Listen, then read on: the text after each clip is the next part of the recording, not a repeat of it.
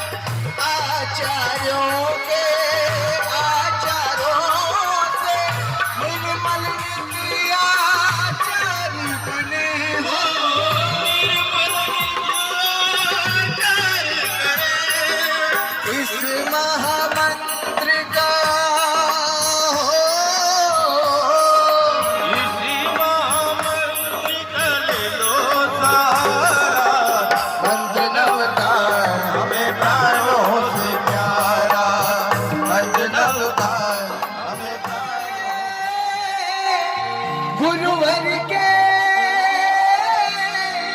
जन्मों से दीवाने रे, मीठे मीठे भजन सुनाएंगे जिस दिन मेरे गुरुवर घर आएंगे। मीठे भजन सुनाएंगे आज गुरुवर प्यारे घर आएंगे। पलके ही पलके हम बिछाएंगे आज प्यारे गुरुवर घर आएंगे। हम तो हैं गुरुवर के जन्मों के दीवाने, मीठे मीठे भजन सुनाएंगे जिस दिन प्यारे गुरुवर घर आएंगे। पलके ही पलके बिछाए आज गुरुवर प्यारे घर आएंगे।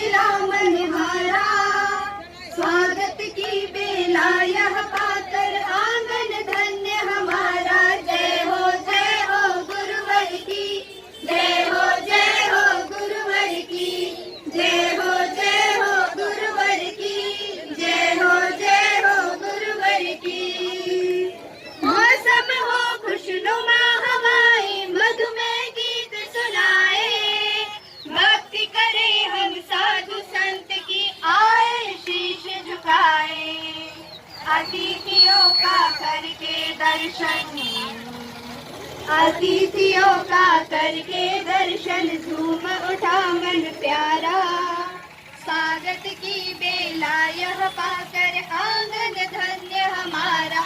जय हो गुरुवर की, जय हो गुरुवर की, जय हो गुरुवर की, जय हो गुरुवर की। प्रेम देव की कृपा से हमने पावन शरण पाया। संस्कृत के आंगन में देखो आज महोत्सव छाया। नहीं भूलेंगे हम इस दिन को, नहीं भूलेंगे हम इस दिन को, ये दिन आए दोबारा। स्वागत की बेला यह पाकर आंगन धन्य हमारा। जय हो गुरुवर की, जय हो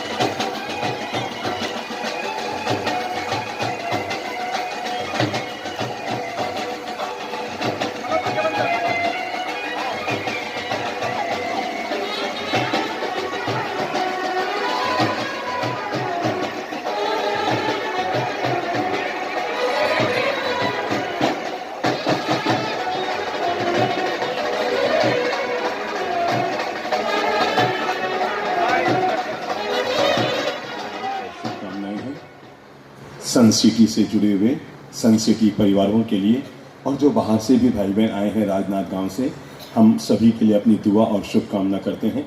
अच्छा लगा सन सिटी में जब हम प्रवेश कर रहे थे, जिस तरह का जातीय समीकरण सभी धर्म पंथ परंपरा के लोगों ने मिलकर जिस तरह से गुरुजनों को बधाया, उनका स्वागत किया, ये साबित करता है कि सन सिटी के लोग उस नारंगी की तरह नहीं हैं जो बाहर से एक नज़र आए और अंदर से टुकड़े टुकड़े नज़र आए। सन सिटी के लोग उस खरबूजे की तरह हैं जो बाहर से भले अलग अलग नज़र आए, पर छिलका उतार दो तो पूरा खरबूजा एक रहता है। हम बहुत खुश हुए हैं, बहुत आनंदित हुए हैं। सच में अब हमें लग रहा है कि हमने सन सिटी को केवल 1.5 दिन या 2 दिन दिए हैं, ये बहुत कम है। कम से कम 3-4 दिन तो हमें ज़रूर रुकना चाहिए था, पर कोई दिक्कत नहीं, फिर आएंगे, फिर आपको आनंद देंगे।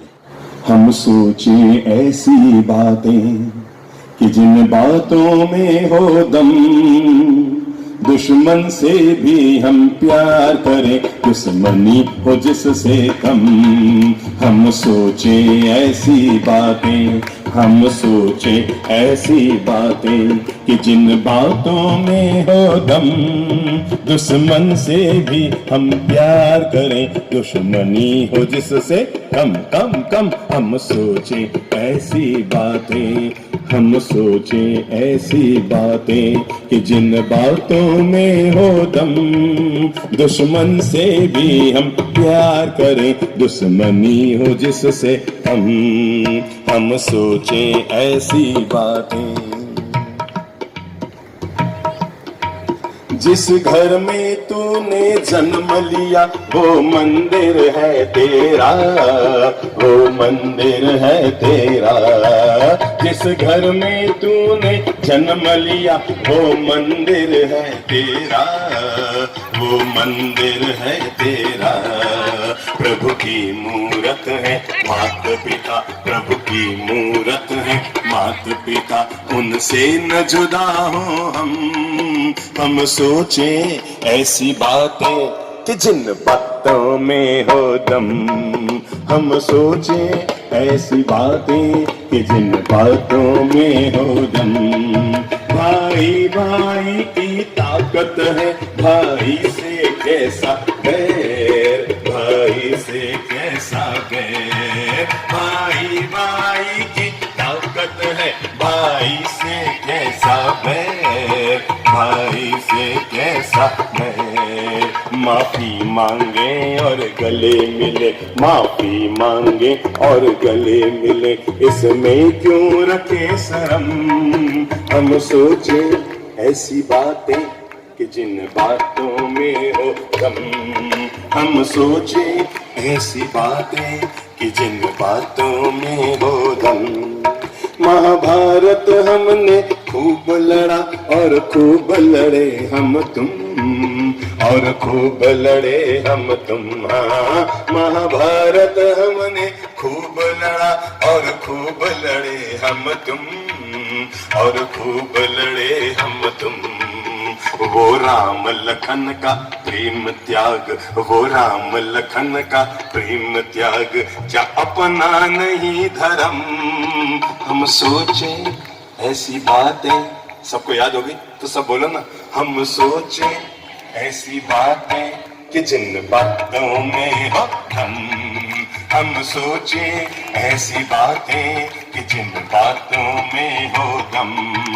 दुश्मन से भी हम प्यार करें, दुश्मनी हो जिससे कम, दुश्मन से भी हम प्यार करें, दुश्मनी हो जिससे हम यहाँ के सभी वासंदों के लिए अपनी शुभकामना समर्पित करते हैं। और मैं समझता हूँ जब मैं नाम बोलूंगा तो आप सभी करतल ध्वनि स्वयं का स्वागत करेंगे। हम अपने प्रिय भाई अप्पू बाबू का भी बहुत प्रेम से स्वागत करते हैं, जिन्होंने राजनाथ गांव में इतना सुंदर सन सिटी के रूप में नगर बसाया है।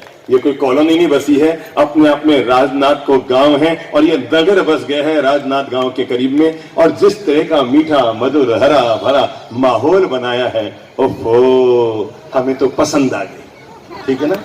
पर हम बहुत प्रेम से आप लोगों के लिए शुभकामना करते हैं। हो सकता है आप में से कई लोग, चाहे वो किसी भी पंथ परंपरा के हों, देखो मेरे भाई, आदमी को धर्म के नाम पर कभी कुएं में नहीं जाना चाहिए, हमेशा सागर में जाना चाहिए। क्योंकि कुएं में अगर आदमी चला जाए तो चार दीवारी के अलावा कुछ नहीं देखता, पर सागर में चला जाए तो पूरा ब्रह्मांड उसकी हथेली में होता है।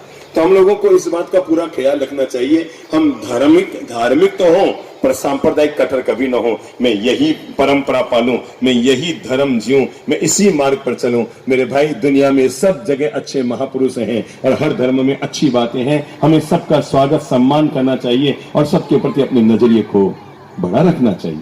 अपनी बात की शुरुआत मैं बड़ी एक प्यारी सी घटना के साथ कर रहा हूं, जो घटना आपको जीवन भर कुछ जीवन के नए पाठ पढ़ाती रहेगी। और कहते हैं एक बच्चे का बर्थडे था। क्या था?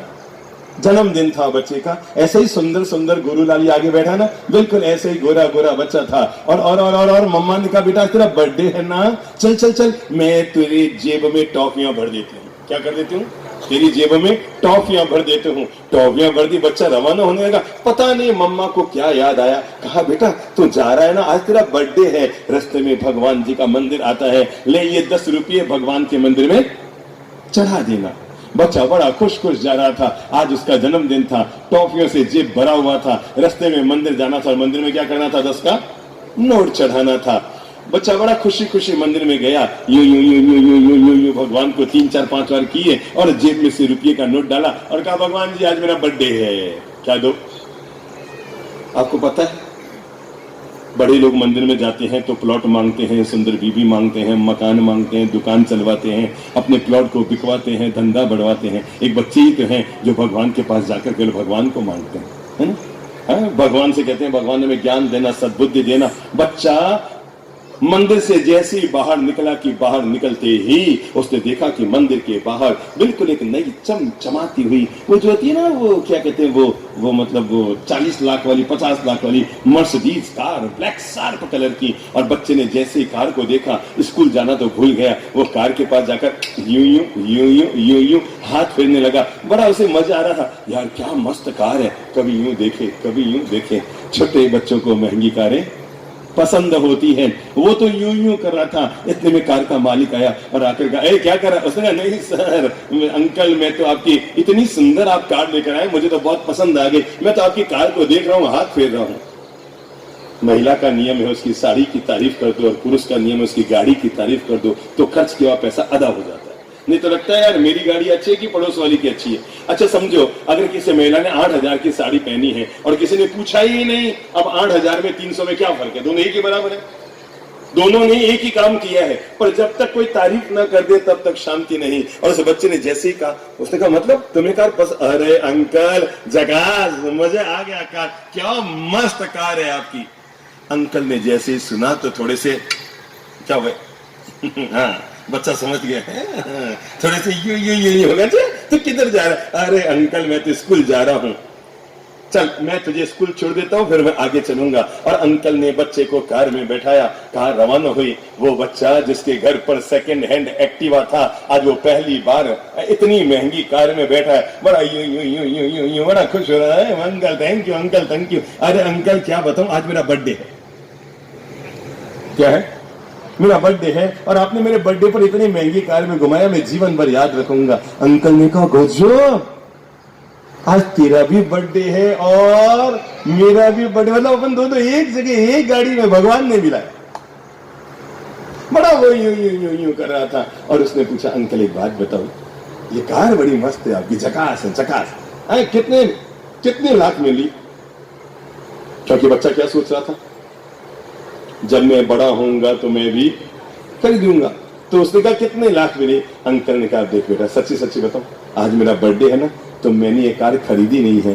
कल रात को ही मेरे बड़े भाई ने मुझे ये कार गिफ्ट दी है, पर मुझे पता है ये कार 42 लाख रुपए की, 42 लाख रुपए की, और आपके बड़े भाई ने कार आपको गिफ्ट दी है। हाँ बेटा, मेरे बड़े भाई बहुत महान है, मुझे जन्मदिन पर उन्होंने कार गिफ्ट दी है। बच्चा जो अभी तक तो यूं उछल कूद कर रहा था, अचानक शांत हो गया, चुपचाप बैठ गया। अंकल को लगा शायद अब इसके भी कुछ भाव हो रहे हैं, तो उन्होंने बच्चे के सिर पे हाथ फेरते हुए कहा, बेटा एक बात बताओ, तेरा भी मन कर रहा है ना कि तुम भी ऐसी नई कार खरीदेगा? तू इतनी देर तो बड़ा यूं कर रहा था और अचानक ये तो शांत क्यों हो गया? तेरा मन करता ना तू बड़ा होगा तो ऐसी कार खरीदेगा?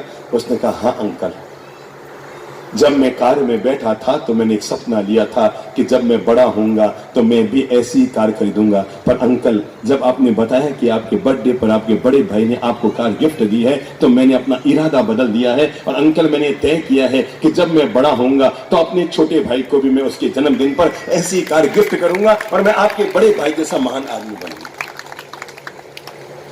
मैं समझता हूं इस एक घटना ने आपके जीवन को कई पाठ पढ़ाने शुरू कर दिए हैं कि इंसान कितना बड़ा स्वार्थी हो जाता है। छोटी छोटी चीजों को लेकर, छोटी छोटी वस्तुओं को लेकर, जमीन जायदाद के छोटे छोटे टुकड़ों को लेकर हम आपस में दरार पाल लेते हैं, दूरियां बढ़ा लेते हैं, मनमुटाव पैदा कर लेते हैं, बोलचाल बंद कर देते हैं। मेरे भाई, आज ही जब हम आपकी कॉलोनी में आए हैं, पहले काम करो ना, अपने मन के पात्र को निर्मल कर लो, साफ सुथरा कर लो, ताकि कल जब मैं अमृत आपके पात्र में डालूं ना तो अमृत काम का हो सके। अगर आपने पहले से दिमाग में जहर भर रखा है तो मेरी अमृत की बातें आपके काम ना आएगी। और पहला काम ये कर लो, अपने मन में आत्मचिंतन कर लो, आपकी जिंदगी में कौन है जिससे आपकी थोड़ी सी बोलचाल बंद है, कभी मन मुटाव हो गया था, आना जाना बंद हो गया था, एक कदम आगे बढ़ाओ। देखो मेरे भाई, मुझे जैन समाज की 2 बातें बहुत अच्छी लगती है। नंबर 1, और वो है, जब भी छोटी मोटी गलती हो जाए तो क्या कर लो?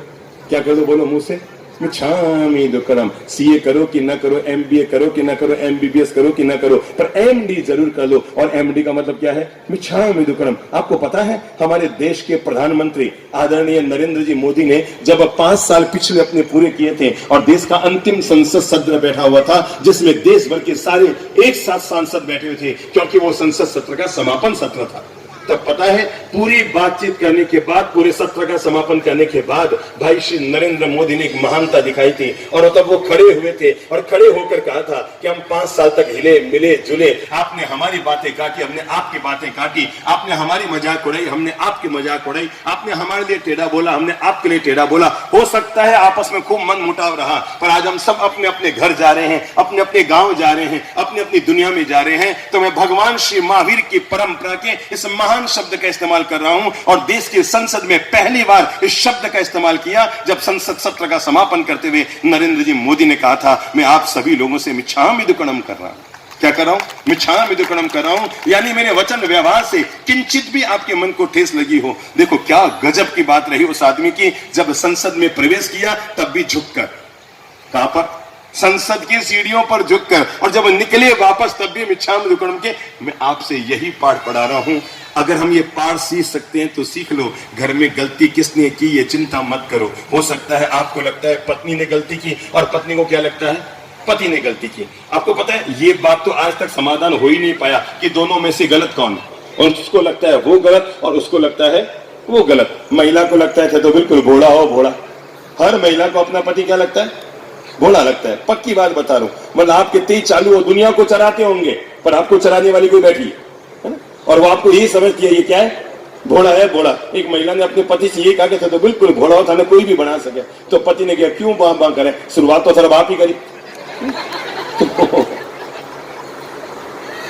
तो जिंदगी में हमेशा याद रखो, अगर छोटी मोटी घर को स्वर्ग बनाने के लिए आज हम जो कुछ मंत्र दे रहे हैं सुबह से मैंने आपको दिए, कल तो हम जीवन के स्वर्ग की बातें करेंगे, पर मैं आपके मन को निर्मल करने के लिए कह रहा हूं, आज से मन बना लो। घर में किसी से भी आपकी थोड़ी सी मन मुटाव है, जाकर के कह देना सॉरी, सच कहता हूं सामने वाला आपके क्षमापना को स्वीकार करे या न करे, पर आपका मन तो हल्का हो ही जाए। गलतियों से जुदा तू भी नहीं, गलतियों से जुदा मैं भी नहीं, क्योंकि दोनों इंसान हैं, खुदा तू भी नहीं और मैं भी नहीं। ये तो गलतफहमियों ने पैदा कर दी दूरियां, वरना मन का पापी तू भी नहीं और मैं भी नहीं। देते हैं इल्जाम एक दूसरे पर, क्या कहा मैंने? देते हैं इल्जाम एक दूसरे पर, मगर अंदर झांकता तू भी नहीं और मैं भी नहीं। अपनी मानसिकता को पॉजिटिव बनाते हुए पहला निर्णय करो, अगर मेरा किसी से भी थोड़ा सा भी मन मुटाव है, मैं तो कहूंगा हर रोज शाम को एक काम किया करो, जब भोजन करने बैठो उससे पहले आप अपनी धर्म पत्नी के पास जाकर कह दिया करो सॉरी मिच्छामि दुक्कडम, मेरे कोई वचन व्यवहार से तेरे दिल को ठेस पहुंची हो, आई एम सॉरी। और मैं बहनों आपसे कहूंगा रात ढले उससे पहले अपने घर के सदस्यों को बोल दो, क्योंकि दिन भर में बोलचाल हो सकती है। छोटी छोटी बातों को लेकर हम लोग मन मुटाव पा लेते हैं, दूरियां पैदा कर लेते हैं। मैंने इस शहर में भी देखा, कल एक महानुभाव मेरे पास आए, कहने लगे साहब मेरी बहुएं आपस में नहीं बोलती, बेटे आपस में नहीं बोलते, एक दूसरे का चेहरा देखना पसंद नहीं करते। मैं सोचता हूं भाई हमसे ज्यादा अच्छे तो गली के जानवर होते हैं जो सुबह लड़ते हैं तो शाम को एक जगह नजर आते हैं। एक हम हैं जो छोटी छोटी बातों को लेकर आपस में तनाव पाल लेते हैं।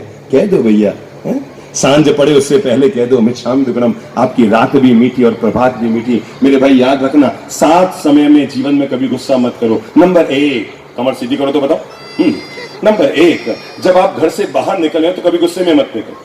नोट कर लो, जीवन भर का मंत्र है, जब आप घर से बाहर निकल रहे हो तो गुस्से में मत निकलो, क्योंकि आपका तो बाजार खराब जाएगा और आपकी पत्नी का घर खराब हो जाएगा। वो दिन भर सोचती रहेगी हे भगवान शादी को 6 महीने हुए हैं और इन्होंने ये हाल कर लिया, इस आदमी के साथ 46 साल कैसे निकालूंगा? 6 महीने में इस आदमी ने घर का माहौल ऐसा बिगाड़ दिया। और आपको पता है तब उसके मन में आता है अरे हमारी मामी से मैंने एक नया रिश्ता बताया, हमारा तो कदम ही फूटोड़ा था। मेरे भाई बहनों, जब घर से निकलो तो हमेशा मुस्कुरा कर निकलो, ताकि आपका दिन भी अच्छा जाए और पीछे घर वालों का दिन भी अच्छा जाए। नहीं तो आप बाहर निकलेंगे और ची चा दिन भर ची चा करते रहेंगे, और फिर शाम को सोचेंगे घर जाऊं, तो घर जाने के लिए आप फोन करेंगे और फोन करके आप घरवाली को पूछेंगे अजी बोलो, तो वो कहेगी बोलो क्या काम है, सुबह तो लड़के गए थे फोन कर रहे हो, अजी कुछ नहीं, खाने में क्या बना है, तो वो कहेगी जहर बनाया, जहर बोलो। आप घर से मुस्कुरा कर कह देना तू बहुत अच्छी है, जहर बनाया क्या, आज मैं एक दोस्त का खाना खा के आऊंगा तो अकेली खा लूंगा। ये पॉजिटिव अपनी तरफ से हर जवाब को समझ लो। गुस्से में आकर आपकी पत्नी बोल दे तुम तो जानवर हो, जानवर क्या बोल दे, गुस्से में तो आदमी को पता नहीं लगता ना। हमेशा दिल को बड़ा रखो, अगर उसने आपको जानवर भी कह दिया तो बुरा मत मानो, मुस्कुरा कर उसके सामने जाओ और जाकर कहो तुम बहुत अच्छी है, कितना प्यारा शब्द तूने मेरे लिए निकाला है, तुम मेरी जान मैं तेरा वर, जिस दिन तू मिली थी उसी दिन तो मैं हुआ था जानवर। क्या है, नजरिए को हमेशा बड़ा रखो, मानसिकता को हमेशा बड़ा रखो, सोच को हमेशा बड़ी रखो। अगर आपका नजरिया और मानसिकता बड़ी है ना, आप जीवन की बड़ी से बड़ी समस्याओं का निजात पा लेंगे। तो मैंने पहला बात कही, जब घर से बाहर निकल हो तो कभी भी बोलो कभी भी गुस्से में मत निकलो। देखो भाई एक लाइन याद रखो, गुस्सा आए तो रुक जाओ, बोल लो सब बोल लो, जो पीछे कुर्सी पर बैठे ना वो भी बोल लो। गुस्सा आए तो रुक जाओ और गलती हो तो झुक जाओ, आप हमेशा लाभ में रहो। फिर से बोल लो, गुस्सा आए तो रुक जाओ, आधे घंटा बात कर लेंगे, 1 घंटा बात कर लेंगे, और अगर गलती हो गई तो झुक जाओ, आई एम सॉरी। अगर आप निशान दुगुना दे देंगे बात खत्म हो जाएगी। तो पहला काम करो, जब घर से बाहर निकलो तो गुस्से में मत जाओ। नंबर 2, जब घर के अंदर आओ तब भी मुंह फुला कर मत आओ, थोड़ा मुस्कुरा कर आओ। सुबह से आपकी बीवी बच्चे आपकी इंजरी कर रहे हैं और आप हैं जो बाजार में कोई बात बिगड़ गई और आप गुस्सा अपने घर पे लेके आ रहे हैं। मतलब आदमी बड़ा गजब का होता है, बाहर बड़ा ठंडा रहता है, घर में बड़ा गर्म रहता है। बाहर बड़ा नरम रहता है और घर में बड़ा, आपने देखा होगा लोगों के घरों की हालत ये है, रूम में चल रहा है एसी और दिमाग में चल रहा है हीटर। अब बताओ इसका संतुलन आदमी के जीवन में कैसे होगा? रूम में क्या चल रहा है? एसी, और दिमाग में क्या चल रहा है? हीटर। ये जो असंतुलन की जिंदगी होती है, तो घर आने से पहले बाहर में जहां जूते खोलते ना, एक बार मुस्कुरा लिया करो और अंदर जाते ही मुस्कुराते हुए घर में प्रवेश करो, क्योंकि दिन भर में आपने जो माथा फोड़ी की है, आपकी धर्म पत्नी सुबह से आपकी इंजारी कर रही है और आप घर पर आते अपनी माथा फोड़ी घर में पेश कर देंगे, घर का वातावरण नरक बन जाएगा। नंबर 3, जब आप खाना खा रहे हो तो क्या करो? गुस्से में मत,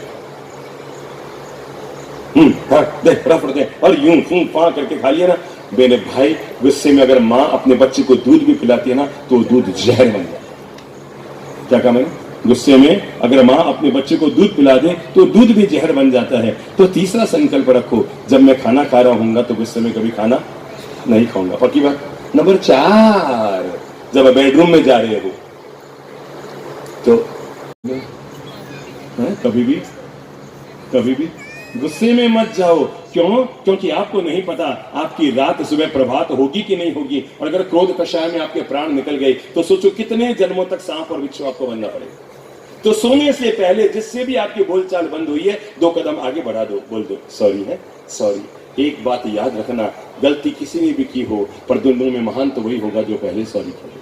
चाहे पति ने गलती की कि पत्नी ने गलती की, पर जिसने पहले सॉरी कह दिया, सॉरी कह के समाधान निकाल दिया, वो बाजी जीत गई। एक राजा हुए हैं, कारों के राजा, सम्राट। तो कहते हैं कि वो बड़े शांत प्रकृति के थे, पर उनका जो बेटा था, बादशाह का बेटा शहजादा, वो 1 नंबर का गुस्सैल, इतना भयंकर गुस्सैल जिसकी हद नहीं।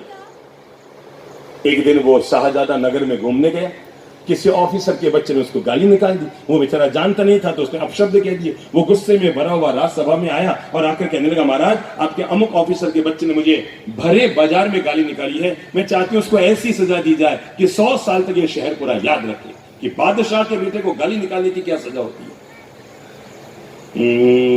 बादशाह ने कहा, भाई मैं अब क्या बताऊं। सभासदों से पूछा, बोलो भाई मेरे शहजादे को अमुक ऑफिसर के बच्चे ने गाली निकाली है, क्या सजा दी जाए। एक ने कहा उस बच्चे की जबान काट दो। क्या कहा? जबान काट दो। दूसरे ने कहा उसका बाप भी ऐसा ही है, दोनों को देश निकाला दे दो। तीसरे ने कहा इससे कुछ नहीं होगा, उन दोनों को तो कुएं में पटक दो। चौथे ने कहा पूरे परिवार को खत्म कर दो। सबने अपनी अपनी सलाह दी। अंततः राजा ने अपने शहजादे से पूछा, बोल बेटा तू बता क्या सजा दूं। उसने कहा मुझे नहीं पता, बस ऐसी सजा दो कि 100 साल तक पूरे शहर याद रखे। उस महान पिता ने कहा, बेटा याद रखना, अगर मैंने उसकी जबान काट दी तो लोग 5 साल में भूल जाएंगे। अगर उसके मुंह में तेजाब डाल दिया तो लोग 10 साल में भूल जाएंगे। अगर उसके बाप को भी और उसको भी देश निकाला दे दिया तो लोग 20 साल में भूल जाएंगे, और सबको मृत्यु दंड दे दिया तो लोग 25 साल में भूल जाएंगे। तुम बता क्या सजा दो। उसने कहा बस बड़ी से बड़ी सजा दो, मैं चाहता हूँ 100 साल तक ये शहर याद रखे। तो उस महान राजा ने अपने बेटे के सिर पर हाथ फेरते हुए कहा कि मेरे प्यारे पुत्र, अगर तू चाहता है कि 100 साल तक तेरी सजा को पूरा शहर याद रखे, तो मैं तुम्हें बताता हूँ, अब तू उसे वो दंड दे जिससे 100 साल नहीं 1000 साल बाद में धरती रहेगी तो लोग तुझे याद करते रहेंगे सजा के लिए। और तू केवल एक काम कर, इस बच्चे की गलती को माफ कर दे। क्या कर दे? मुंह से बोल लो, क्या कर दे?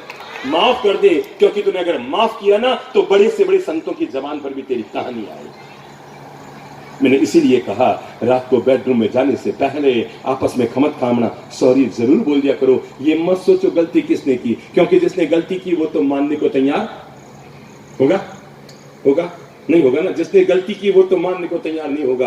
आंख चलाकर आगे बढ़ जाओ।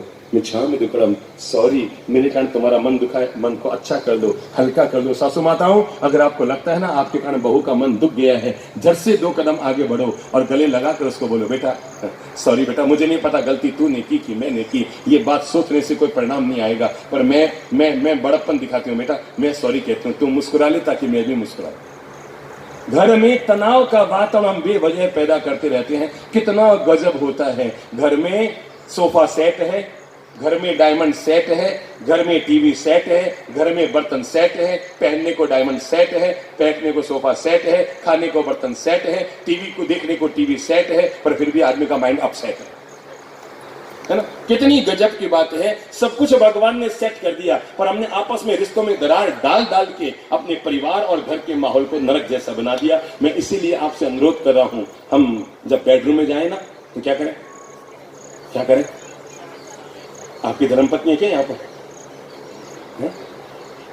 मालूम नहीं है, मतलब आप रहते कहाँ हैं? हम आपके पगड़िया किए थे, ठीक है, अच्छा पत्नी को छोड़ के आगे, पता ही नहीं आई कि नहीं है, ठीक है, पर आज ही जाके कह देना मेरे द्वारा तेरे जीवन में कभी कोई मन दुखा हो, मिच्छामि दुक्कडम। याद रखना, इस दुनिया में झुकने वाला बड़ा होता है, झुकाने वाला कोई बड़ा नहीं होता। और अंतिम बात कह रहा हूं, जिस व्यक्ति से आमने सामने बात ना कर रहे हो, जो व्यक्ति हमारे सामने ना हो, उससे जब भी बात करो तो गुस्सा मत करो। समझ गए? किससे?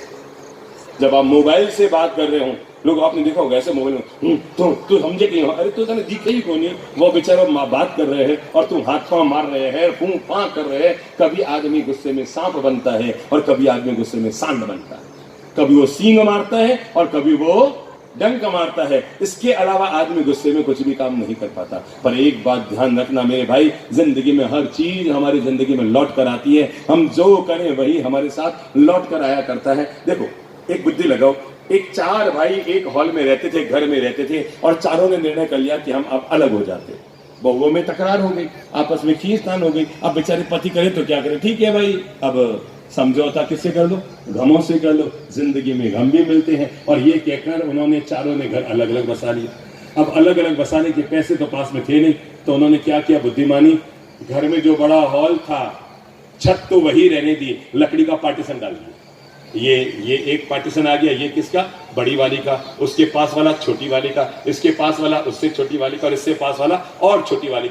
छत सबकी खुली है पर लकड़ी सबके बीच में खड़ी हो गई। मेरा किचन, तेरा किचन, उसका किचन, उसका किचन। हम लोग किचन में किच किच कम नहीं करते हो, तो सबके किचन अलग अलग हो गए।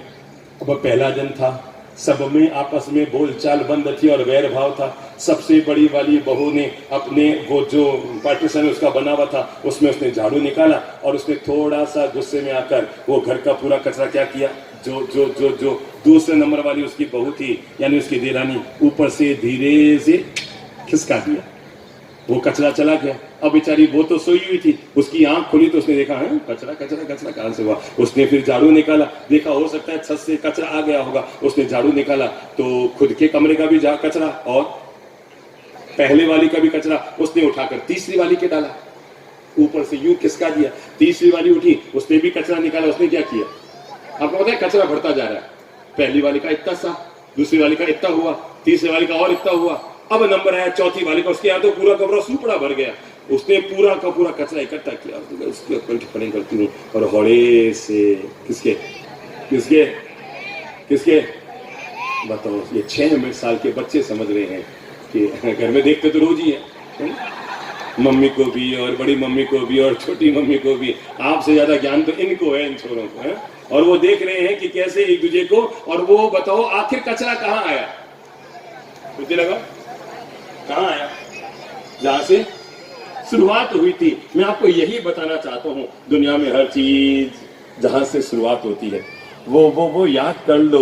एक आदमी जब बगीचे में गया और आम का पेड़ नजर आया और आम को खाने के लिए मन ललचाया। अब बताओ, बगीचे में आम का पेड़ किसने देखा, आंखों ने। अब आंखें तो आम को तोड़ नहीं सकती, तो कौन गए पेड़ तक, पांव गए। अब पांव तो ऊपर तोड़ नहीं सकते, तो किसने तोड़ा, हाथ ने। हाथ तो अपने हाथ में रख नहीं सकते, तो किसने खाया, मुंह में। मुंह तो अपने मुंह में रख नहीं सकता, कहाँ गया, पेट में। और जैसे ही माली की नजर पड़ी कि कोई आदमी आम खा रहा है बच्चा, वो डंडा लेकर आया और डंडा कहाँ पड़ा, पीठ पे। अब पीठ का कोई रोल ही नहीं है, पीठ ने आम को चखा भी नहीं, देखा आंखों ने, आगे बोलो, तोड़ा हाथों ने, गए पांव, खाया मुंह ने, गया पेट में, और डंडा किसके पड़ा? पीठ पे। पर मैं बता दूं, जिंदगी में हर चीज लौट कर आती है। जैसी पीठ पर 5-7 डंडे पड़े कि आंसू आए, आंसू आए आंखों में, देखा आंखों ने तो आंसू भी आए आंखों में। मैं जीवन का पाठ आपको पढ़ा रहा हूं, जिंदगी में हर चीज लौट कर आती है, इसलिए हर बात का विवेक रखो। मैं जब भी कोई कर्म करूं वो कर्म शुभ हो, मंगलकारी हो। आप अगर चाहते हैं आपका भला हो तो इसके एक ही काम करना है, आप दूसरों का भला करो, क्योंकि ईश्वर हर चीज हमें लौटाता है और जिंदगी में हर आदमी का वक्त बदलता है। अरे जिन कपड़ों को कभी अंग्रेजों के वायसराय पहनते थे ना, क्या कहा मैंने, जिन कपड़ों को, जिस ड्रेस को कभी अंग्रेजों के वायसराय पहनते थे, आज उन्हीं ड्रेस को हमारे भारत में बैंड बजाने वाले पहन रहे हैं। तो जिंदगी में वक्त सबका बदलता है, समझ गए ना? वक्त जिंदगी में सबका बदलता है, पर अपनी सोच को जो व्यक्ति बड़ा रखता है, नजरिए को बड़ा रखता है, मानसिकता को बड़ा रखता है, वो व्यक्ति जीवन की बाजी जीत लेता है। तो सदर जय नमस्कार। आप सभी के आगमन से यह सन सिटी बिहार से आज सन सिटी परिवार हो गया। बहुत सुंदर, बहुत बहुत धन्यवाद। और गुरुदेव आपके आगमन से ये धरा पुण्य हो गई है और उम्मीद करता हूँ कि हमें ऐसा अवसर बार बार मिलते रहे। धन्यवाद। जय हिंद। कल का दिन सन सिटी के लिए वरदान होगा, समझ गए? कल यहाँ प्रवचन नहीं होगा, अमृत बरसेगा। आपको खुद को लगेगा जैसे मेरी आत्मा धन्य धन्य हो गई है। मैं सोच के आया हूँ, मुझे 4 महीने का काम 1 दिन में करना है, ठीक है ना, सन सिटी में। तो आप मैं बहुत बहुत सभी समाज का और तालियों के साथ स्वागत करना चाहता हूँ कि आज ये तो वास्तव में बहुत अच्छा लगा। हर 10 कदम पर एक नया समाज, हर 10 कदम पर एक नया समाज। ऐसे लग रहा था जैसे हम कोई बगीचे में आए हैं और अलग अलग तरह के फूल खिले हुए हैं, अलग अलग समाजों के फूल खिले हुए हैं और हम भी उपवन में आए हैं। बड़ा आनंद आ गया, हमारा तो 1 किलो खून बढ़ गया। आज राजनंदों को वाकई आपने संस्कार धानी बना दिया। बहुत बहुत धन्यवाद सभी समाज के अध्यक्ष, सभी सदस्य, सभी महानुभाव जो यहाँ पर पहुँच के हमारे सन सिटी का, हमारे इस जैन समाज का, हमारे सन सिटी परिवार का आपने जो मान बढ़ाया इसे। और हम चाहेंगे कि हर समाज की सहभागिता, हर ऐसे गुरुजनों के आगमन में हो, चाहे किसी भी संप्रदाय से हो, सब समाज एक साथ मिलकर काम करे तो मुट्ठी हो जाने से हमारा दम बढ़ जाएगा। बहुत बहुत धन्यवाद। बड़ी संख्या में दोपहर के समय में मेरे जीवन में पहला अवसर देख रहा हूँ जब किसी कॉलोनी में हमें प्रवेश किया हो और यहाँ पर पूरा शहर सभी जाति, कौम, पंथ, परंपरा के लोग उमड़ कर आए हो। सच में राजनाथ गांव की न तो कार्बन कॉपी है, न कोई फोटो कॉपी है, अकेला एक है। सर्वमंगल मांगल्यम सर्व कल्याण कारणम प्रधानम सर्वधर्माणां जैनम क्षयतु शासनम सर्वधर्मोस्तु मंगलम आत्मधर्मोस्तु मंगलम। ओम शांति। हम मैन हैं, मैन के बाद जैन है, समझ गए ना? तो हर इंसान को आने का निमंत्रण दीजिएगा। जय हो, विजय। हमारा चैनल सब्सक्राइब, लाइक, शेयर करें और बेल बटन दबाना ना भूलें।